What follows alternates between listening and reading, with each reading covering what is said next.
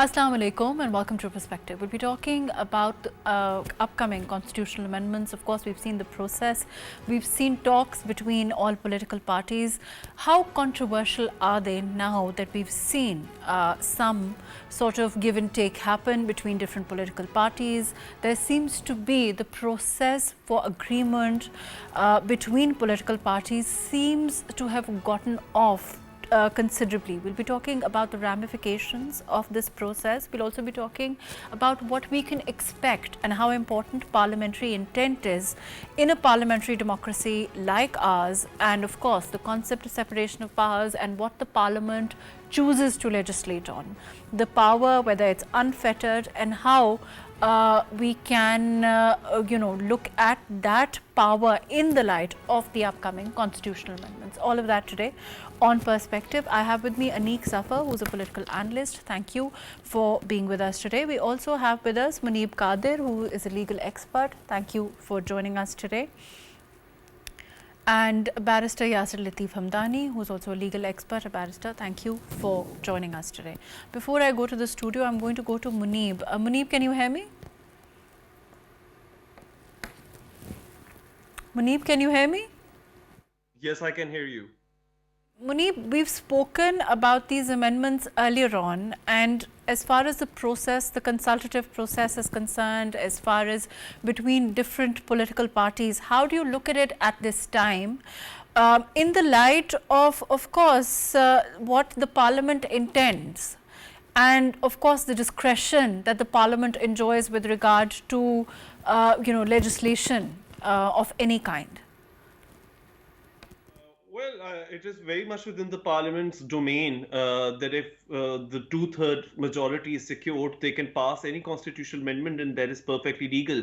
And that is exactly the reason why, yesterday it was all out in the news that the Supreme Court had rejected a petition by, lawyers affiliated with the PTI, which sought to challenge the constitutional amendments because it's an established fact that anything or any legal amendment to the constitution that the parliamentarians, that parliament with two-thirds majority, they propose, that is going to become the law and it cannot be changed in the court. So that I believe is uncontroversial.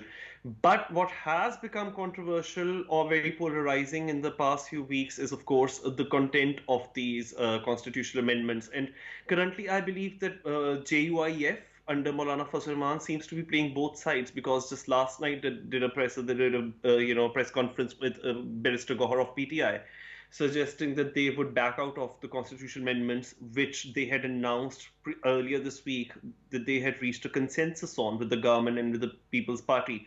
So, there are a lot of U-turns being taken by the JUIF. It's perhaps, the reason that the JUIF cited was that lawmakers from the opposition have suggested that they have been harassed and pressured into accepting the constitutional amendments that have been proposed by the government. But whatever reason they might be or they may be, there is a lot of uncertainty that has been looming over whether consensus has been reached, whether consensus has not been reached. Khurshid Shah, who has been heading the special parliamentary committee to consider the proposals to the constitution of the constitutional amendment, has said that those proposals have been agreed upon and there is a consensus among all parties, and the PTI had been invited to give its own input to the constitutional amendments, but they haven't done so. So now it remains to be seen whether a consensus would really be achieved or not. But I think that a huge concession has been made by Pakistan People's Party, who are very insistent on having a constitutional court. They have now reportedly agreed to give up on the proposal for a constitutional court in favor of a constitutional bench instead. Let's talk about that. Let me go to Yasser. Yasser, when we talk about the concession that Muneeb is talking about, how would you look at this constitutional court versus constitutional bench? Will it achieve what the constitutional court was targeted to achieve? And is it going to be significantly reducing the kind of burden that it was, it was said that this is one of the reasons why we're looking at the promulgation of a constitutional court. You think a bench will also serve the same purpose? How do you look at this? Well, see, I don't think that there are constitutional benches in several jurisdictions. India has constitutional benches, and constitutional benches have a certain, it is useful to have a constitutional bench looking at constitutional cases, but the purpose for a constitutional court was also to kind of divvy up the jurisdiction at the very top. There are many countries in the world, especially in Europe, who have a constitutional court which is separate from the appellate jurisdiction. Having a constitutional bench is just it's not going to resolve some of those fundamental issues that exist within our legal system. So I believe that having a constitutional court would have certainly, if that could have been achieved, that would have resolved an issue that has been long-standing. I mean, people have been debating this for almost 100 years now in the subcontinent. They've been talking about the necessity of having two courts at the apex. One which would only look at constitutional matters and matters of fundamental rights, etc., and the other being an appellate court, which would, as it, during the British times, the appeals from the high courts and, sort of the regular course of, legal process, it would go up to the Privy Council. That would be replaced by a Supreme Court, and then you would have the constitutional courts, like I said, which would be looking at these constitutions. The biggest advantage that you have of having a constitutional court is that you can appoint judges who are constitutional experts, and that's not going to be achieved by a constitutional bench. That constitutional bench, you're not going to all of a sudden find people who are experts at the Constitution and separate them from those who are experts at civil law and so on and so forth. So I don't agree that having a constitutional bench is the same thing as having a constitutional court. I think that it's about time that Pakistan had a constitutional court, and I see the politics of it, and that is something that it's been agreed that the parties, of course PPP has agreed to do away with that. That's unfortunate that they've decided to sort of back down from that demand. It's been a long-standing demand, and like I said, it goes back 100 years. And in 2006, there was the Charter of Democracy. They spoke about the Constitutional Court as well. So I think it was, it is unfortunate that this opportunity has been lost, where you could have established this Constitutional Court at the center. That. Aniq sir, politically speaking, in your opinion, as far as Maulana Sahib is concerned, where do you think the chips will fall at this time? Because like Muneeb also said, there seems to be this back and forth which has been happening for a while now. You're asking me to predict Maulana asking your opinion, yes. behavior or decision. My gut reaction is that he is going to support the amendment in the end. I think all his demands have been met, but Maulana has to walk a very tight rope. I think what he is trying to do is that he is trying to bring PTI on board. But politically speaking, I think Maulana may be expanding too much of his political capital in that attempt. Maulana has had a very good working relationship with the People's Party and has a very personal friendship with President Asif Zardari. He also had a very good working relationship with the PMLN, has a personal relationship with the former Prime Minister Mia Mohammad Nawaz Sharif. And I don't see that he has that kind of relationship on the other side. And I don't think that he will be able to develop that kind of relationships on that side of the political divide. So I think he will ultimately get to know by the morning that there is not going to be any hope from PTI, because the demand of PTI currently that they want to meet their convicted former chairman and party leader, even if that is granted, I am almost certain that he won't it will be a no from his side.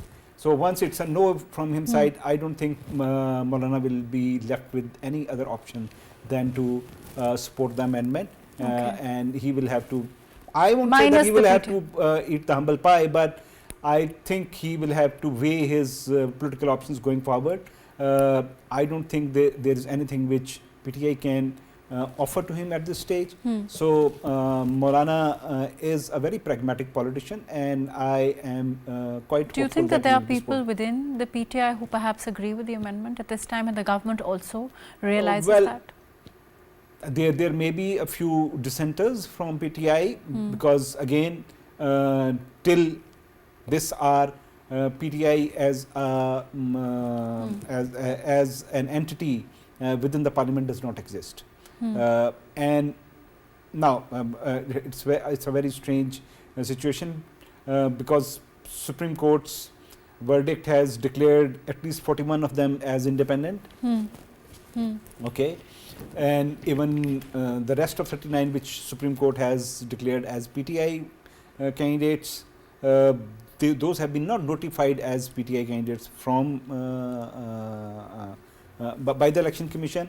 And on the other hand, Supreme Court has completely sort of dismissed Sunni Ittihad Council as a parliamentary reality. So in effect, all these members are independent at this stage. So there's no clarity with regard to that. Whether the lack of notification from Election Commission of Pakistan or the verdict by the Supreme Court, the wrangling between these two institutions has left them hanging dry, and it is now up to the Speaker that he actually considers them as independent or whatever. Let me go to Muneeb on that. Muneeb, as far as in your opinion, there's the clarity on the judgment at this time, and of course, from what we understand, as far as the draft is concerned, it's what is being said is that it's not going to have a retrospective effect. How do you look at those two things in the light of this judgment, as far as the seats of Sunni Ittihad Council, independent members, PTI members, whatever one may call them? I just look at this judgment as just another addition to the confusion and the political chaos that has been going on. It's not going to help matters at all. And I'm saying that because I really haven't, if anyone can, I don't know, add to it later on or help me with this, because I haven't come across any provision anywhere in any of our laws which says that a statute which has been passed by the parliament cannot have retrospective effect. So, the amendments to the Election Act, I really don't see what legal bar there is to that having a retrospective effect. And I don't think that the courts can, should, and have the ability to thwart legislation which is passed by parliamentary consensus. So first of all, I think in that regard, the Supreme Court's decision which has come out today ordering, the ECP to implement its 12th July decision is problematic in that regard. I really don't see how they can overstep that mark and how they can enter into the territory and the domain of the legislation of the parliament. I also believe that, the reports have been going on that many of those who had been given reserved seats for PMLN and People's Party have arrived at parliamentary premises to take their oath. I don't know how correct these reports are, but I think that the independent candidates or the PTI affiliated candidates, 39 of those, the Supreme Court has declared that they belong to PTI. The rest of the 41, it's again said that they have a time period of 15 days within which to declare their affiliation with PTI. But I think that since the 8th February election, the 15 days time period has already lapsed. So there are a lot of loopholes in the Supreme Court's judgment which has come about today. Muneeb, but the Supreme Court judgment is what is what stands in the field at this time. Are you looking at, of course, the review and the whether what one can expect from that, but in the meantime, of course, that is what we have in the field. And of course, the Election Commission is mandated to move forward with regard to the enforcement of it, right? yes, but again, the problem is that just like the last time, when there was this order which came about in public domain that the Supreme Court had asked the ECP to implement its 12th July verdict. That was when the speaker, the National Assembly Speaker Ayaz Sadiq, he had written to the ECP that the decision could not be implemented, and I think something very similar is still going to happen even now, because, like I said, if the Supreme Court's decision is marred by errors, it's in per incurium. There is, the issue of validity or correct interpretation of law in that regard. I don't think that it is one which can be implemented that easily. As I've said, it adds to the confusion rather than resolve it. And I really don't. But barring, I'm going to go to Yasser on this also, but at this time, when we talk about backdoor channels also, when we talk about this negotiation which is taking place between all political parties, we've seen Maulana Saab and, Aniq Saab also talked about this, whether he can get the PTI on board. If he does so, and of course, we know that there are little chances of that. But if it does happen, then the ball game could significantly change, right? Because we might be looking at the speaker not writing. And, of course, one would ideally like all political parties to be on one page with regard to anything, so that there is less dissension, there is less the politics of agitation that we've been seeing for a while now can also rest. Do you think that there are chances of that at all? Muneeb? Oh, so you're asking me this question. Oh, I thought you were asking Barrister Yasser. All right. As far as, could you just repeat the last sentence of your question? Because I lost your voice. I'm saying that there is, as far as this politics of agitation that we are seeing, if there could be that kind of agreement between all political parties on essentially the main part of the constitutional amendments, and we do see Maulana Saab go back to the former head of PTI and chairman of PTI and talk to him, and there to be broad-based agreement, then we would perhaps see the situation changing, no? With regard to, like I've said, yeah, there is a lot of uncertainty that looms in that regard, because unfortunately, PTI has been very obstinate, recalcitrant, and there has been a major stumbling block in a consensus being able to be reached, and simply because Barrister Gohar has been repeatedly saying, while representing PTI, that they cannot go ahead with anything unless they meet, their incarcerated leader who's incarcerated in a Adiala jail, and they get an approval from him. Now, if consensus, at least from PTI, rests entirely on their leadership being able to meet with the PTI leader, I don't think that they are going to play a very constructive, productive part in reaching a consensus. Now it really depends on how the government, how those are the treasury benches, they manage to get the numbers.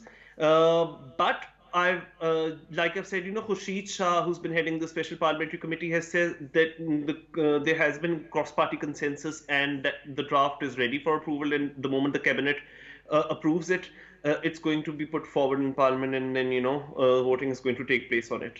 So it's a wait and watch situation.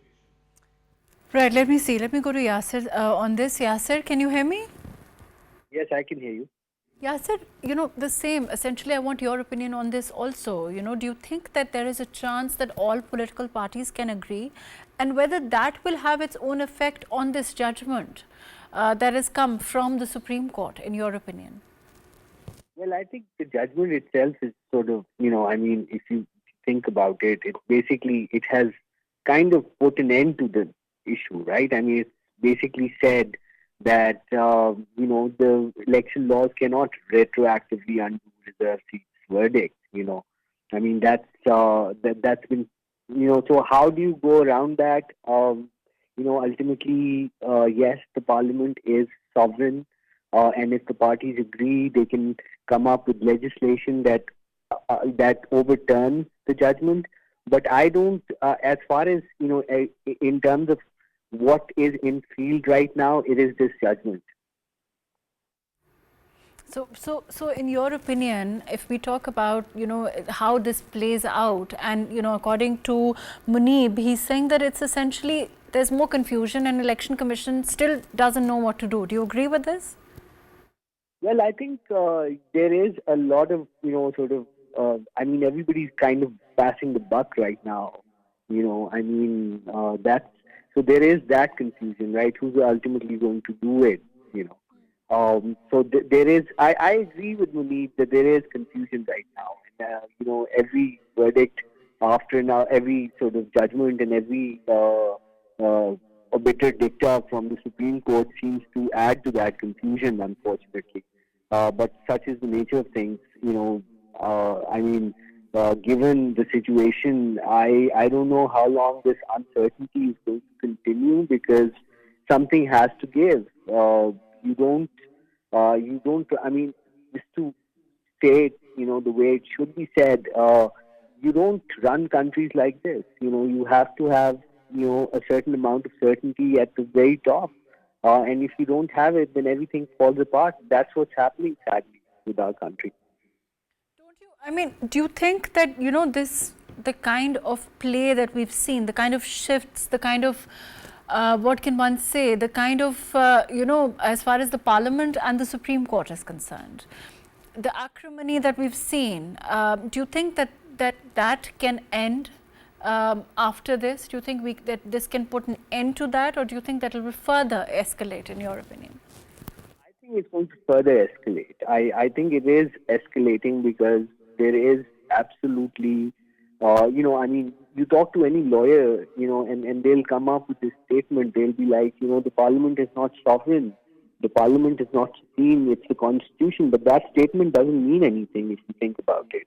So unless and until the concept of parliamentary sovereignty is fully recognized and implemented, you're not going to have a solution to this problem of this constant infringement by one institution or the other in sort of the domain of the other. So that, I think, is unfortunately, ultimately it goes back to this. The legislature, which is the Parliament, is supreme because it is the institution that makes the Constitution, and it is the institution that sets the judicial limits, as it were. So, do you think that there is, the kind of division that we are seeing? As a lawyer, I think, but you and Muneeb can best answer this. Do you think that, the kind of division at this time, it's never been before? Because there's also, like you said also, there's clearly, between lawyers also, and of course it's natural to have different interpretations. But this kind of division, this kind of, blocks that are divided on this issue, do you think it's highly unnatural, or do you think it's always been that way? Well, it is. In Pakistan, it's sort of been there for a very long time. I mean, one could go back to the 50s. But the problem, I think, again, it is this mentality, right? This mindset that is just unwilling to accept that having certain parliamentary decisions which pertain to the judiciary, they do not actually go and there's the principle of separation of powers is not under threat. It's like, this idea that everything, if the Parliament does anything, it would somehow endanger independence of judiciary is just not there. The concept, the idea, the sort of the general will of the people of Pakistan is expressed through its Parliament, And that principle, I think, has always been lacking in Pakistan. I mean, we've never given the Parliament its due in this country. And that's, I think that's at the root of every problem that we have. I mean, the very idea of independence of judiciary has been turned into something that it wasn't supposed to be. Independence, there's no threat to independence of judiciary just because the Parliament acts and, the Parliament makes, say, for example, if the Parliament was to make constitutional court, that's not an attack on the independence of the judiciary. Supreme Court Procedure and Practice Act was not an attack on the independence of the judiciary. However, especially with the lawyers' movement and what went on after that, I think there's this whole cabal of lawyers who've now decided that they're going to just, react and this reactionary group of lawyers has been sort of dominating the discourse, unfortunately. Right, let me come back to you. Aniq Sahab, do you agree with what Yasser is saying? We were earlier also talking about how important the concept of parliamentary supremacy is, and how it cannot have these kind of superimposed limitations on it. Absolutely, absolutely. Parliamentary sovereignty is a principle that has to be enforced. And until unless we truly respect that and enforce it, Pakistan will never see stability. As I was mentioning earlier before we started this program, that the problem has been that some institutions have acted beyond their ambit, which has been defined in the Constitution. And somehow some people have come up with justifications to put limitations on Parliament's absolute right and power to legislate and to amend the Constitution.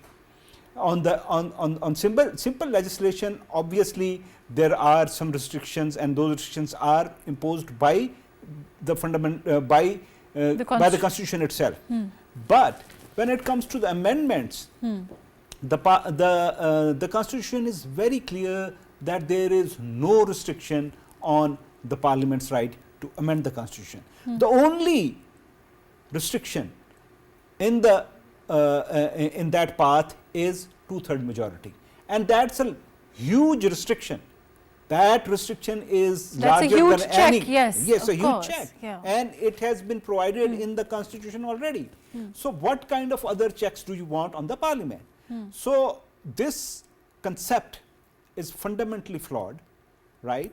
And if any Supreme, I mean, it's very clear that many lawyers and bar associations going to the high courts or to the Supreme Court to stop amendment. How can you even think of that? And how can a judge entertain that?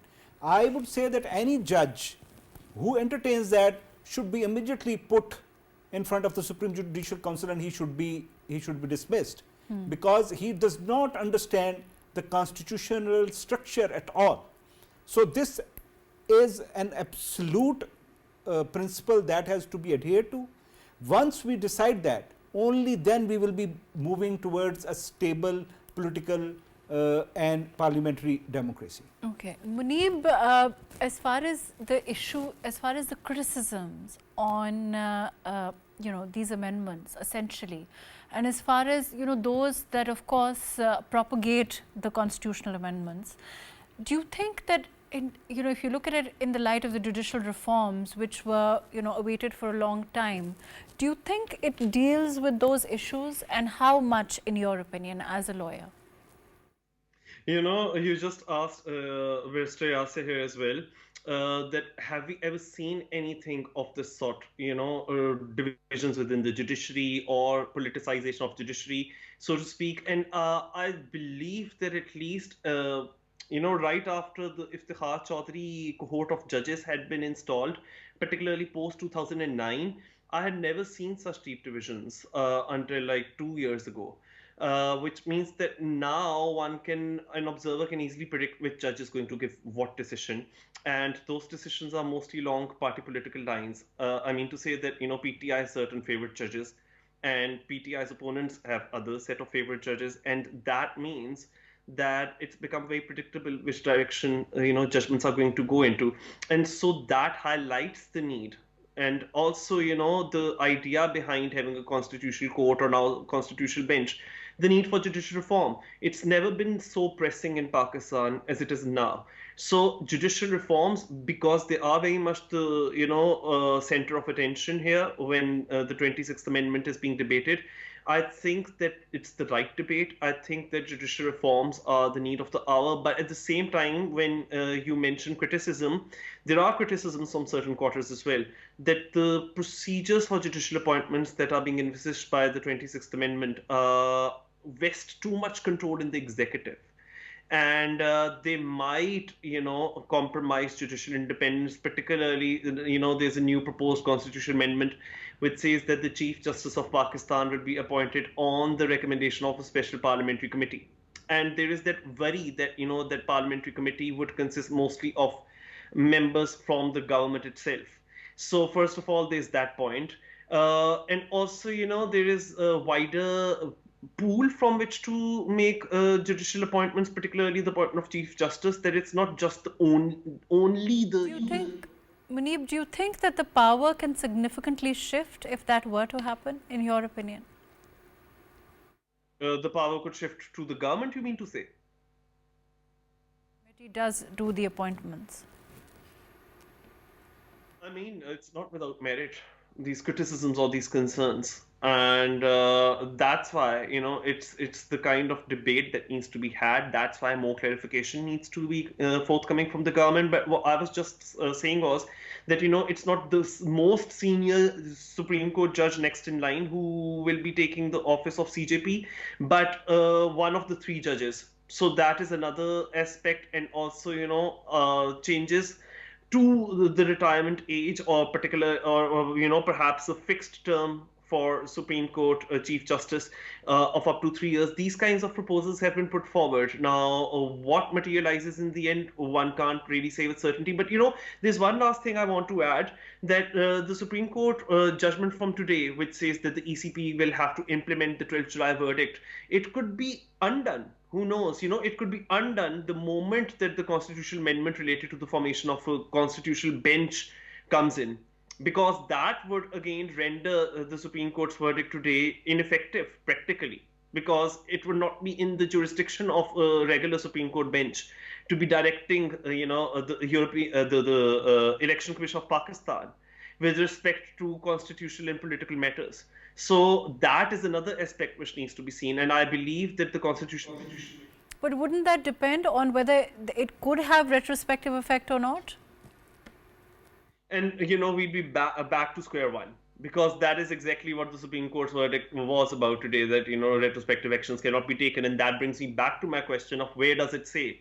Which law bars, particularly which law bars the parliament from being able to pass even retrospective constitutional amendments if they do get the 2/3 majority. So I think that the Supreme Court's position then would be very untenable if they keep on insisting that a constitutional amendment passed by a 2/3 majority could not have or would not have retrospective effect, if particularly that amendment does allow for such a retrospective effect.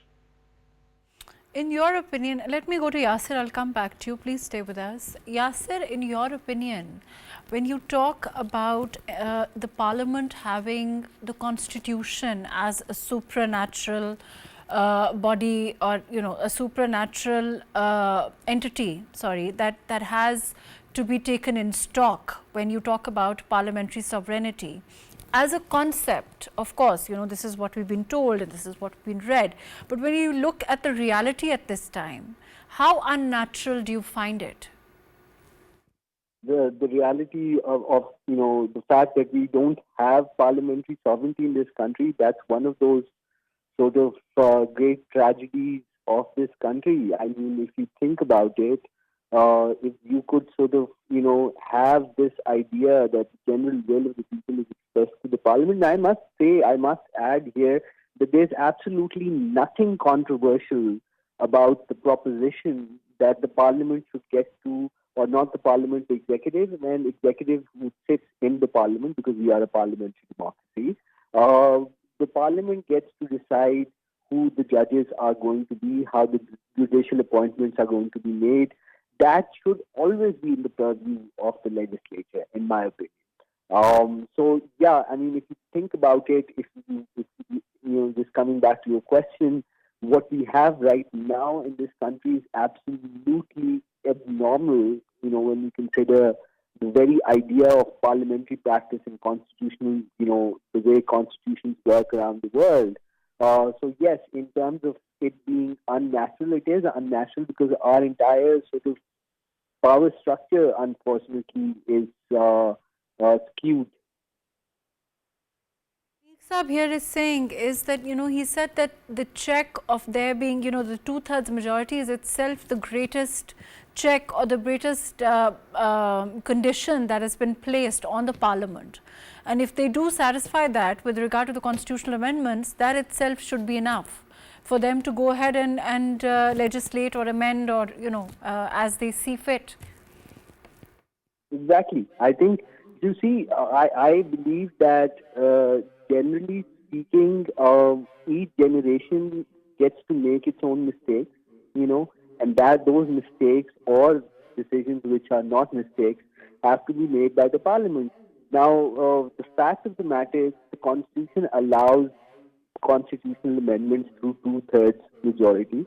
There's also one of the things that does come up all the time, and it would not be fair not to mention it, but the whole basic structure or the salient features debate that comes up, that there are certain salient features to the Constitution of Pakistan which are sacrosanct. I don't prescribe to that theory as well. I think it is an unfair sort of limitation that is placed on the parliamentary powers. If say tomorrow, for example, the people of Pakistan decide, that they want to run the country in a different manner, they have every right to change that, to change the current form of government if they wanted to. So I feel that that's where we, in terms of legislative competence, in terms of parliamentary sovereignty, we have to come to that point where we decide that, we've decided that our matters would be decided through an elected legislature of the people, and those people are those representatives, those chosen representatives are going to make decisions also about other institutions like the Supreme Court of Pakistan.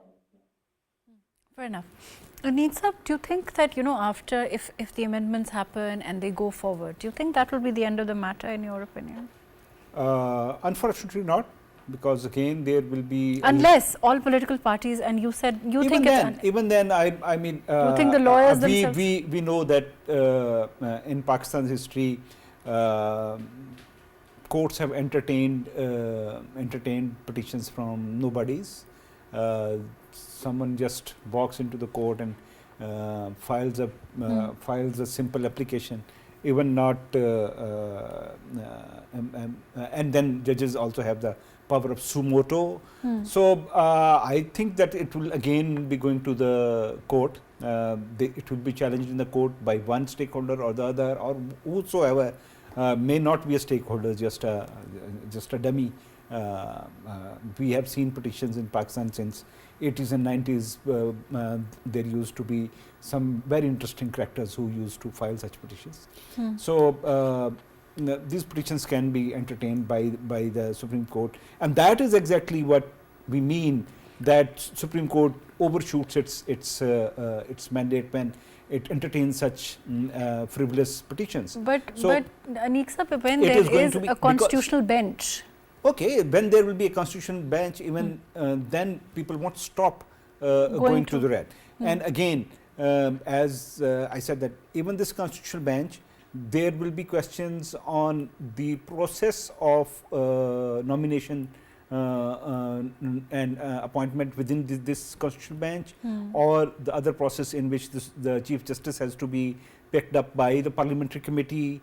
So problem is that parliamentary oversight is sort of abhorred by some characters in this country. Parliamentary oversight is not liked by some characters in this country.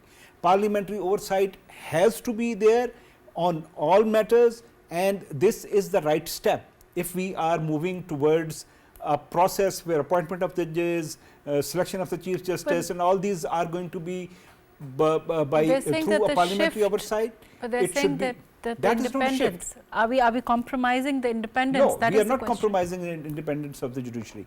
No one is walking into the to the court of the Chief Justice of Pakistan, whosoever is appointed, and asking him to deliver a verdict of their choice.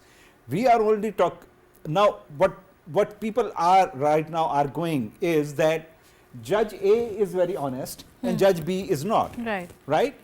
If there are 17 judges in the Supreme Court and one judge is capable of becoming the Chief Justice, say after 3 years, why is he not capable of becoming a Chief Justice right now?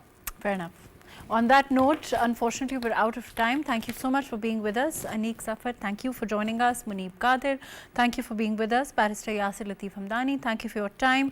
Of course, the concept of parliamentary supremacy and of course the balance of the shift in power, which are the two things that are significantly being argued at this time, will be laid to rest once the constitutional amendments go forward and once we see some kind of clarity emerge. Until then, of course, there is this debate. Let's hope that we can move forward. Let's hope that there can be clarity in overall process and also that we see the concept of parliamentary supremacy, which is of course entrenched in our constitution, in our parliamentary democracy. And there are no two arguments about that. Thank you so much for joining us today on Perspective.